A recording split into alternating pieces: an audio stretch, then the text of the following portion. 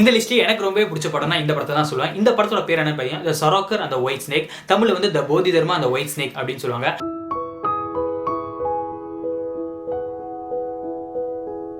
இந்த படத்தோட one line story என்னன்னு பார்த்தீங்கன்னா ஹீரோ வந்து நிறைய மூலிகை எல்லாம் கலெக்ட் பண்ணி நிறைய மருந்துகள் பண்ணி மக்கள் கொடுக்குற ஒரு ஆளாக இருப்பாங்க. அப்படி ஒரு தடவை ஹீரோ வந்து மூலிகை கலெக்ட் பண்ணுறதுக்காக ஒரு மலைக்கு போறாரு. அந்த மலையில் 2 பாம்பு இருக்கு. பச்சை பாம்பு ஒன்று, வெள்ளை பாம்பு ஒன்று. அதாவது கிரீன் ஸ்னேக் அப்புறம் ஒயிட் ஸ்னேக். இல்லை இந்த பச்சை பாம்பு என்ன பண்ணுதுன்னா நம்ம ஹீரோ சும்மா விளையாட்டுக்கு பயமுறுத்தி பார்க்கலாமே அப்படின்னு சொல்லி அந்த மலையிலேருந்து பயமுறுத்தி கீழே தெளியுது. அவர் கடலில் வந்துடுறாரு. கடலில் வந்து நம்ம ஹீரோ வைத்தியரை வந்து காப்பாற்றுக்காக இந்த வெள்ளைப்பாம்பு உள்ள போய் அவருக்கு மருத்துவ முத்தம் கொடுத்து காப்பாற்றுது. அப்படி காப்பாற்ற போய் அவங்களுக்குள்ள காதல் உண்டாகுது. அந்த காதல் கடைசியில் சேர்ந்ததா இல்லையா அப்படின்றத ரொம்ப சுவாரஸ்யமாகவும் நிறைய ரொமான்ஸ் எல்லாம் நல்லா தூக்கலா சொல்றது தான் இந்த படத்தோட ஒன்லைன் ஸ்டோரி அப்படின்னு சொல்லலாம். இந்த படத்துல எனக்கு ரொம்ப பிடிச்சதுன்னு பார்த்தீங்கன்னா இந்த முயல், அப்புறம் ஆமை, அப்புறமா இந்த எலி, இதெல்லாம் வந்து நிறைய அட்டகாசங்கள் நிறைய அலப்பறைகள்லாம் பண்ணோம். அதெல்லாம் ரொம்ப சூப்பராக இருக்கும். இந்த படத்தில் வந்து ஒரு குரு வர்ற மாதிரி இருக்கும். இந்த குரு தான் இந்த ஊருக்கே வந்து காவலன் மாதிரி நிறைய பேய்கள்லாம் வந்து விரட்டுறது. இந்த தீய சக்தி, இந்த அமானுஷ்ய சக்திலாம் இவர் தான் விரட்டிட்டு இருப்பாரு.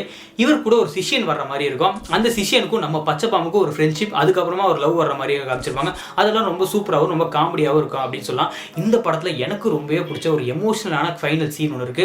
அந்த சீன்ல நான் சின்ன வயசுல நிறைய வாட்டி தேம்பி எழுதிருப்பேன். கடைசியாக இந்த 2 பேரும் இந்த வைத்தியரும் இந்த பாம்பு பார்த்துக்கிற மாதிரியான ஒரு சீன், கடைசியாக முத்தம் கொடுக்குற மாதிரியான ஒரு சீன் இருக்கும். அதெல்லாம் ரொம்ப சூப்பராக இருக்கும். அந்த ஒரு சீனுக்காகவே இந்த படத்தை பார்க்கலாம் அப்படின்னு சொல்லுவேன். ஸோ நீங்களும் எப்பயாவது உங்கள் ஃபேமிலியோட ஒரு நல்ல ஒரு எமோஷனலான ஒரு படம் பார்க்கணும் அப்படின்னு வச்சிங்கன்னா இந்த படத்தை போய் பாருங்க.